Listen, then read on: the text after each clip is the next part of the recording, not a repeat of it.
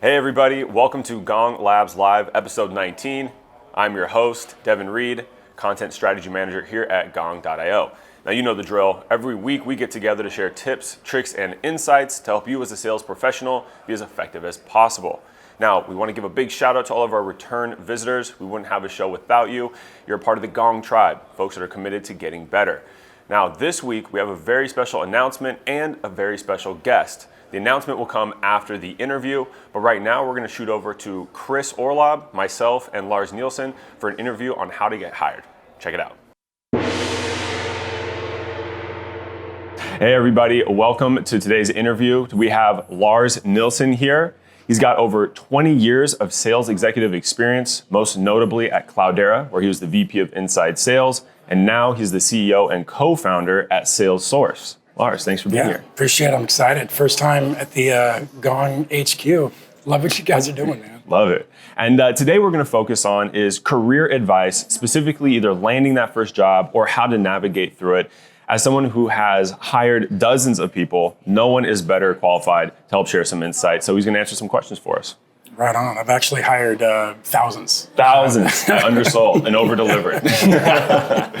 Fantastic. Well, I think a good place to start is, especially younger people are very, they're kind of nervous, right? They want to make sure they're good enough for the company that they're applying for. But I think it's just as important for a candidate to interview the company, right? And make sure that company is good enough. So I guess what are some things that candidates should look for when they're evaluating a company?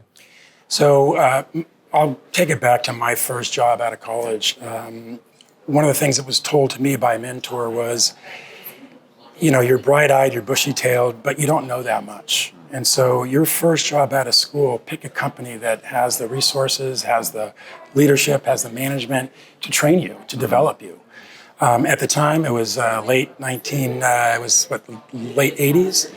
And I asked around, and it turned out that Xerox and IBM at the time were the two, not only largest, but the companies that spent the most on hiring, training, enabling their young salespeople.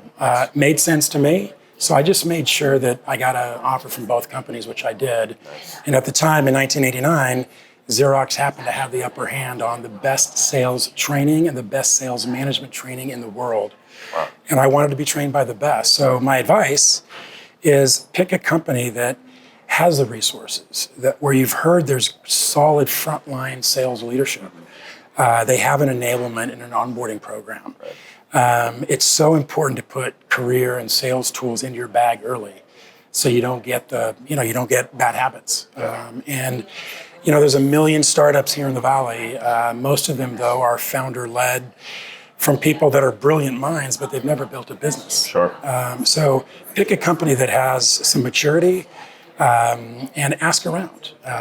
And you'll very quickly find out that those companies that have solid onboarding, development, training programs are the ones to shoot for.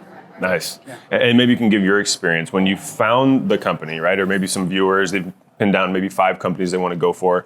What's the best way that they can prepare for that interview? Or maybe how you prepared for the interview that you just talked about? Yeah, so what I did is I went to the on-campus career center at UC Santa Barbara where I went to school, and I probably chose 20 companies to interview with before Xerox and IBM came through. And I did that because an interviewer will throw many different questions at you, and they'll also throw questions at you to try to put you off your game or to make you feel nervous. I had heard and learned that if you just take a bunch of interviews with companies you don't want, you're going to get to know and understand all of the questions that are relevant. Yeah. The other thing that I did is well, back then we didn't have Google, but we had lists of questions that a lot of companies would ask, and I hand wrote the answers to them. And so I prepared. Yeah.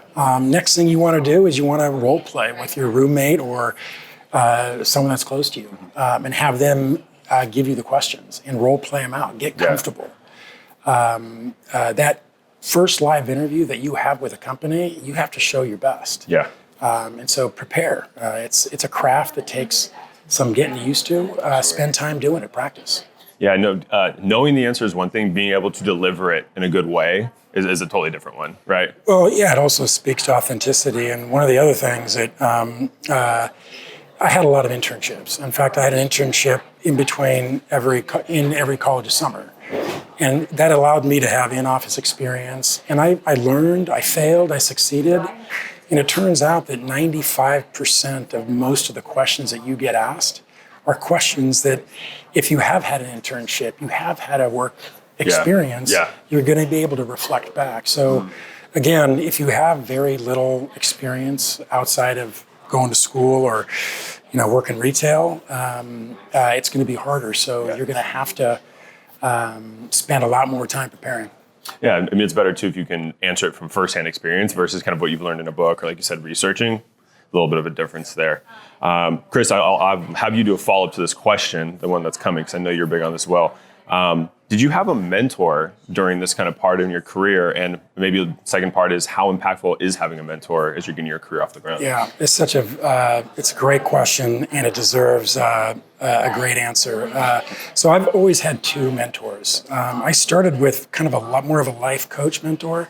It happened to be a friend of my father's who was in business. And it was someone I looked up to, family vacations, things like that. And he was the person I went to ask, not just what do I do when I graduate, but I had a 20-year relationship with him.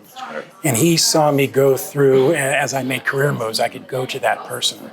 So I do think it's absolutely worthwhile to have a mentor that is not in the company you're working at, but someone that you have a longer term 20, maybe 30-year relationship who you look up to, who's been down that journey before. But just as important, any company you go to, I do believe you should seek out and get a mentor inside the company. I advocate for someone that's higher than you in the organization, maybe it's been there for longer, that you also look up to, that can help you navigate whether it's internal politics or the different moves you want to make as in your career. Sure. And so I advocate for both types of mentors, and the earlier the better for the life coach and mentor. I think when you get into a company, be careful not to just pick someone the first week. Get into your company, understand what's going on, and learn about the different personas and personalities and roles, and find someone, maybe not necessarily in your own department, but outside, someone you look up to. Whether it's a woman or a man or an executive or director, VP level, take 3 to 6 months to really figure that out, and then be very deliberate about your outreach and authentic and asking that person. Because again, today I probably have 20 to 30 mentees and not a lot of time beyond that with all the other things that I'm doing. But the more you prepare and personalize your outreach to the person you decide to select, and the more authentic that ask is, the odds of them saying no go down. Yeah, I believe it. I have one similarly, uncle, who's got 20, 30 years of experience before. And then I think I was somewhere between 2 weeks and 3 months when I kind of told Chris Orlob that he was going to be mentoring me, even if I didn't put the mentor label. He did tell me, he didn't ask. It wasn't really like you're going to be my mentor. It was just kind of a little less direct, but obvious. I like to think we're like a bi-directional mentorship here. Yeah, I appreciate that. I learn a lot from Devin. And I think, and then Chris, maybe this is a better one for both you guys to answer. I think we've defined the importance of one. Like I kind of joked with, it's hard to kind of ask someone. You already have 20 or 30, so I'm sure you get asked more, and people, you have to decline. What's the best way for a young professional to lock in a mentor? Again, if you're intentional about the kind of person you want in your life, and you've done the research, I might put together my first outreach to that person in an email and help them understand why you want them as a mentor, something that they did to inspire you. It may be their background, it may be their career trajectory, and then let them know that a mentor to me is someone that I can come to ad hoc, but it's also someone that I want to maybe spend 30 to 40 minutes with once every 2 months, and we go out to coffee to get some one-on-one personal time. But if you prepare that email and help them understand exactly why you are picking them and why they mean so much to you, when I get that kind of outreach, it's hard for me to say no. Because again, I'm at the dusk of my career, the dusk of my career. And I asked a lot of people for help along the way, and I got a lot of help. It's my turn to give back. I'll just end this by saying fear ends up getting in the way of a lot of people asking for help. Yeah. And it's something that you just got to get over. You can't be afraid. You can't be afraid to ask for help. You can't be afraid to ask for a mentor. You can't be afraid to ask for that career promotion. I mean, there's a lot of things that a lot of people are a little bit afraid of because they're not exactly sure. Get over that. And you will get no's. And I often say to salespeople, you're only one no away from getting to a yes. And so get used to getting slapped around and getting knocked off the horse, because it's going to happen if you're going into sales for the rest of your life. Right. Chris, what about yourself? I know you have a mentor too. Well, I think one of the easiest ways to put the nail in the coffin on top of what Lars just said, like tailoring your outreach and making it really, really personalized toward them.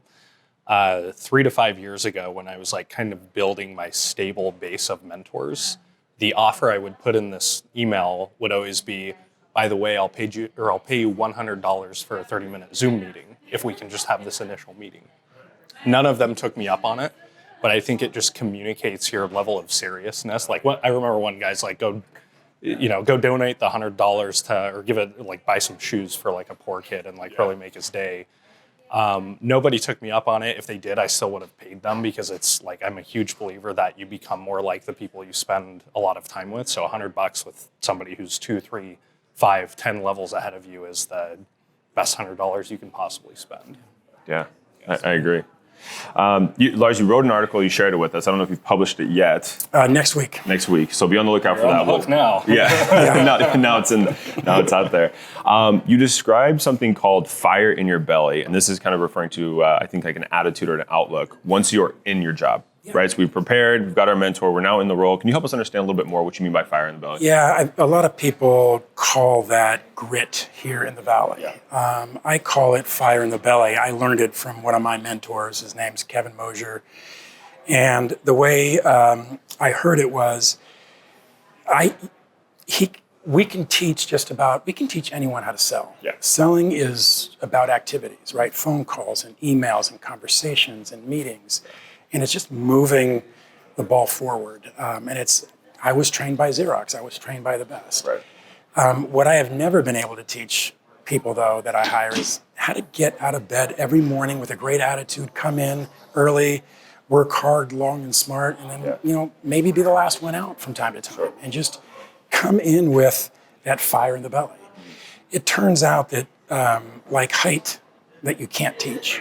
You can't teach that either. It comes from within you. And what I've learned in the people that I've found that have it, and I've spent 30 years kind of going through and figuring out, and I think it comes from your upbringing, mommy and daddy, and I think it comes from your peer group when you're in high school and college.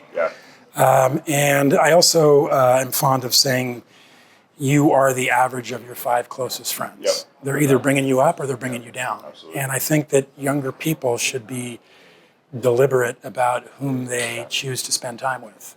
I was in high school, I was in college. A lot of you listening to this are as well. We all have people that we probably maybe should have jumped off their train earlier. They were the ones going down by the river and doing bad things.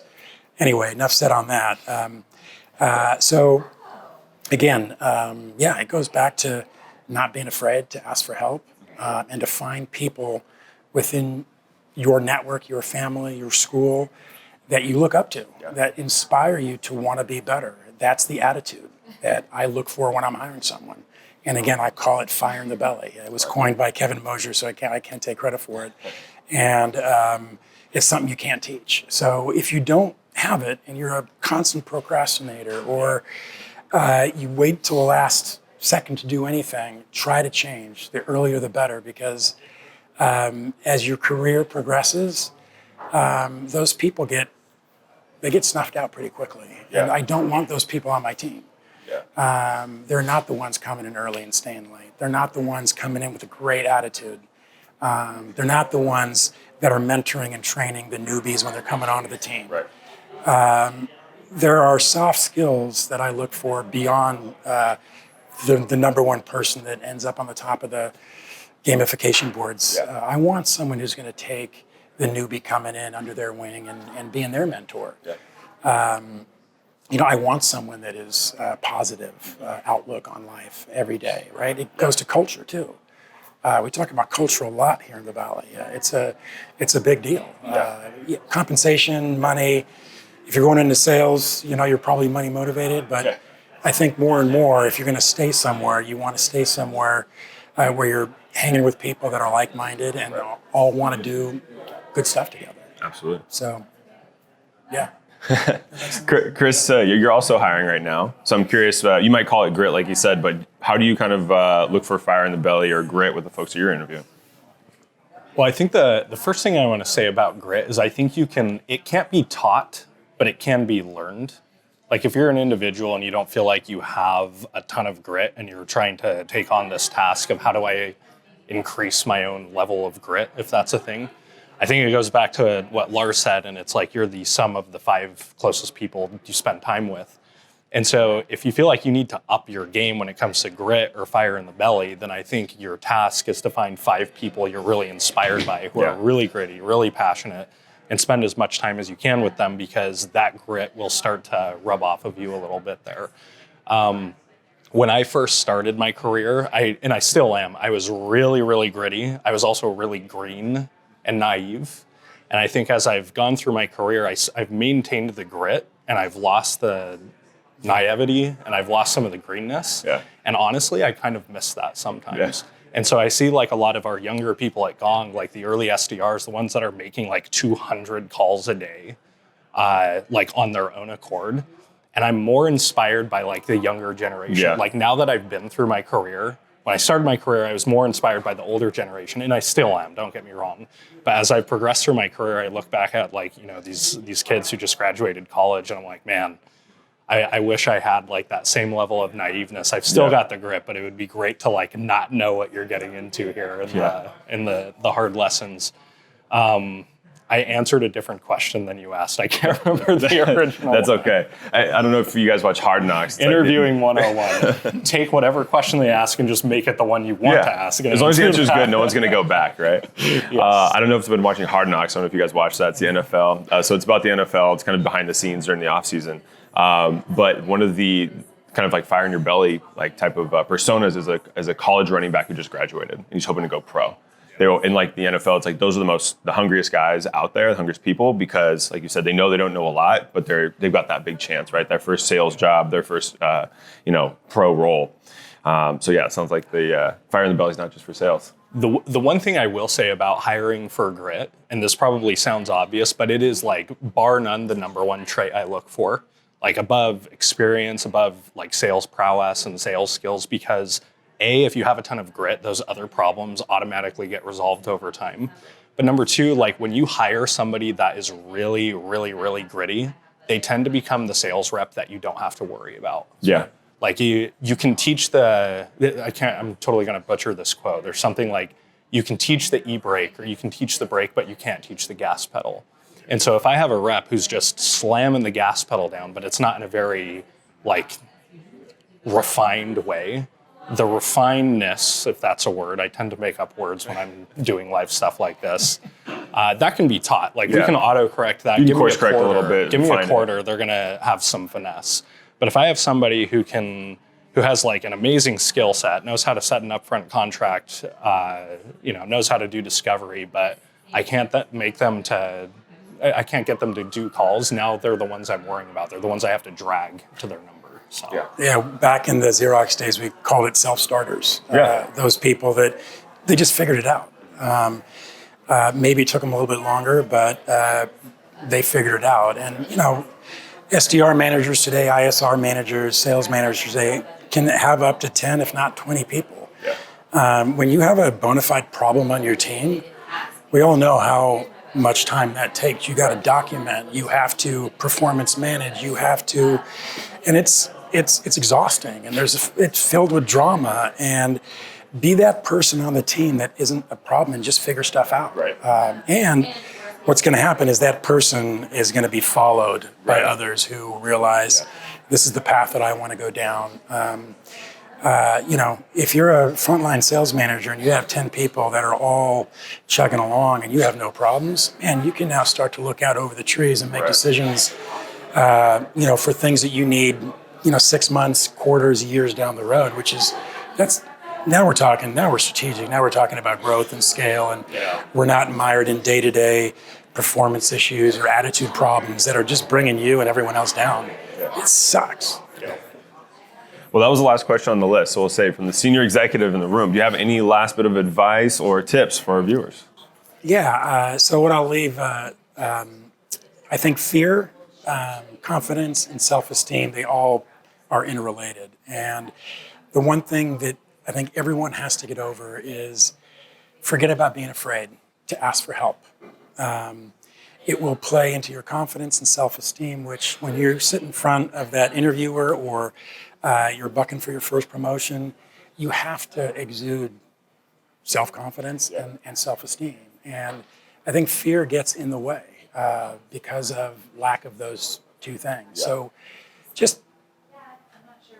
we all fail, and we're all going to continue to fail. And again, if you use that, you're one no away from getting to a yes as you go through life, you're going to be fine. You're going to get a lot of no's, doors shut in your face, emails, scrubbed, or phones, hung up on you. Just don't be afraid, and just know that mentorship and fire in the belly, and don't be afraid is what I would love to leave the audience with. All right, hope you enjoyed the interview. As promised, we have a special announcement. We're gonna take 4 to 6 weeks off as a break, and we're gonna come back with a brand new show with a slightly different flavor. I promise it's gonna be worth it. We're very excited about it. And if you want a heads up firsthand, all you have to do is click add me right now in the comments section. We're building an email subscription list, and we're gonna send an email out a week or two in advance so you know what to expect and when to expect it. Now, of course, we have to end with our sales meme of the week. Those leads were so cold, I had to defrost them first. If you're a big fan of the cooking shows like I am, this might resonate, and we've all had bad leads. All right, that's our show for this week. Look forward to seeing you in a few weeks. See you next time.